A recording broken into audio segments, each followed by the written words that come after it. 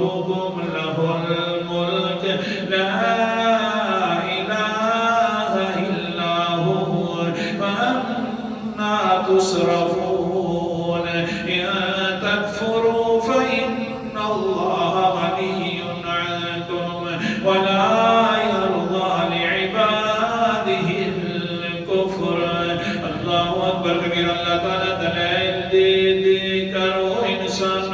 اپنی پیدائش کو دیکھ لے پیچھے سے سارے دلائل پیدائش کو دیکھ لے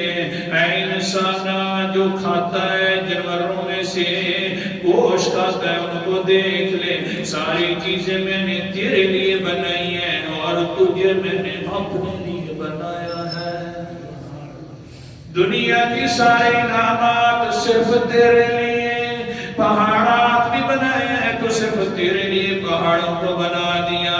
ہاں جانور بنائے تو تیرے لیے اے انسان یہ سارے انعام تیرے اوپر ہیں لیکن ایک کام کر تم میرے لیے بن جاؤ کیسے بننے اللہ جی اللہ نے فرمایا ذالکم اللہ ربکم لہ الملک یہ معنی ہے کہ ہمارا رب وہی ہے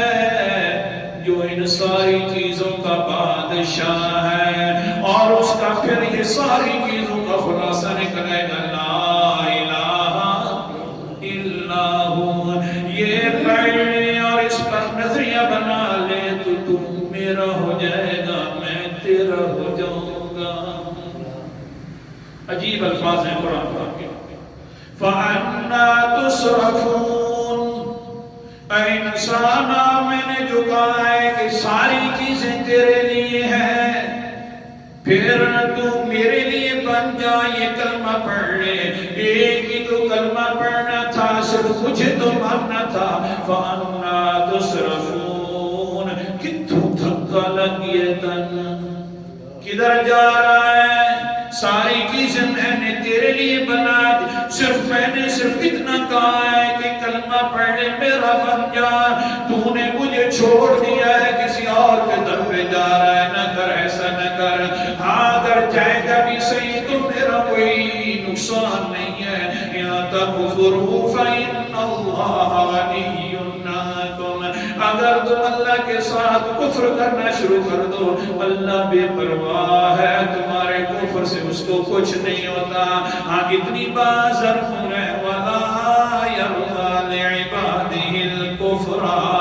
اللہ تعالیٰ اپنے بندوں کے لیے کفر کو پسند نہیں فرماتا